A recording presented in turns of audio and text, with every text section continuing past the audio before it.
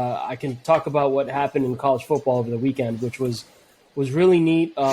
In one game in particular, I'm sure you guys saw some of the videos that were out there. Tennessee finally, after I think it was 12 plus years, beat Alabama on a last second field goal. And, that was great, right? College football, Alabama goes down, right? Yay, screw Alabama and Nick Saban. Sure. And so America wins. The great thing that happened there, though, is after the game. There's kind of two different things that happened. The best part was they tore down the goalpost, right? The goalpost goes from, I think it's called at Neyland Stadium, I think it's where they play at, and it goes from the stadium downtown, probably stopped at a few of the bars, and then ends up in the river. How about that? Go in the river. Good for you, Tennessee fans, for having misery for after so many years. To a great, obviously we know Alabama's the cream of the crop in college football, and for you to finally beat them on a last-second field goal and tear down the goalpost, and it ends up in the river. Celebrate how you want to celebrate. Good for you. Good win. Good for college football. When Tennessee's relevant, it's fun. I like to see that. SEC obviously has, some good football going on. And the bad part of that game, there was an Alabama receiver once because, the kids, they all stormed the field, part of the tearing down of the goal. And out of nowhere, this wide receiver goes ahead and just knocks a chick out that didn't run into him, had nothing to do with it. The kid just rears back and knocks her right in the head. And I'm like, that's just the tale of two situations right there, right? One celebratory, the other one in disgust. I mean, that is it. Lights out.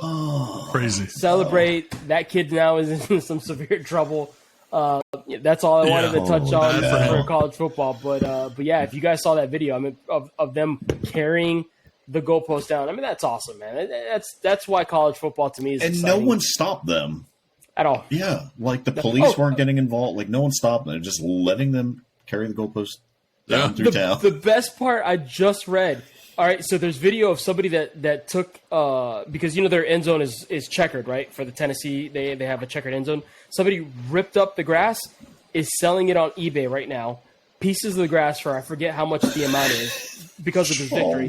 The other thing, Tennessee just put out there they're seeking donations to help for a new goalpost. Mm-hmm. Come on! $20,000. $20,000 to replace the goalposts.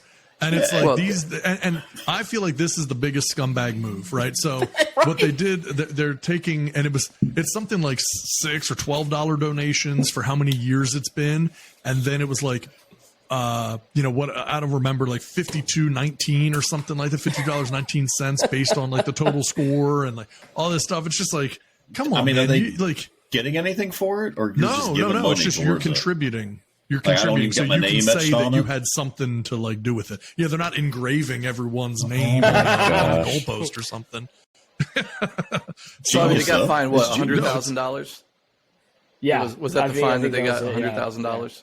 Yeah, the SEC levied a fine for what they're doing. So, and they cut to the president that was in one of the boxes up there. He looked all cool with the cigar in his hand, and he's saying, "Oh, I'll gladly pay that fine. I'm not worried about that." You know what I mean? Oh, you're the man now. You don't, no problem paying it. But now you're seeking for donations to help pay for a new goalpost. Come on, dude. So be better. A random $100,000 check from Peyton Manning is what they're going to get. Oh, exactly what it is. Yeah, right. Yeah.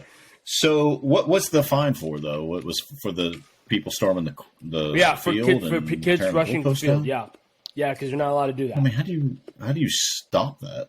Right. Yeah, what are you supposed to do about that? Please stop. Yeah. Yeah. What was it, Jeff? Was it 15 straight losses? Was it 15 straight losses against? Oh, yeah, it was pretty bad. Yeah, it was double digit straight losses.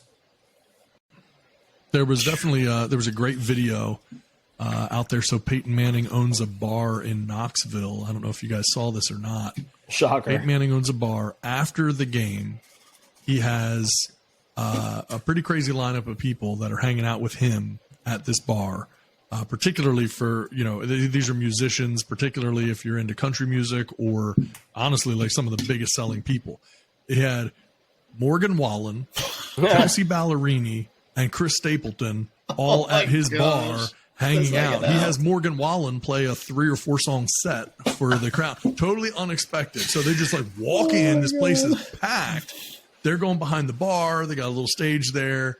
Morgan Wallen sings a few songs. And I mean, they have some amazing video of the guy that was on there, who's just like the local guy playing guitar on stage, who they're like, hey, buddy, why don't you step aside and let Morgan Wallen hop up on here and do like straight, 4 straight massive hit songs. They're going behind the bar. So he goes up there, and so the guy is off on the side of the stage, and he immediately starts recording like over Morgan Wallen's shoulder. And you've got like the crowd. I mean, the crowd is 3 feet in front. I mean, it's a little college bar, 3 feet in front of the stage. People are freaking out, just, seeing people there. So it was a very interesting scene there. Peyton Manning, Chris Stapleton, Morgan Wallen, Kelsea Ballerini hanging out after Tennessee's win. So it'd be great if in that video cool. You see the goalpost going by the window down the street. Someone should Photoshop that in. As it just goes by. Is that Peyton Manning in there? Wait, that might be the only time the thumbs up actually isn't being condescending. Yeah, well, I'll go get it.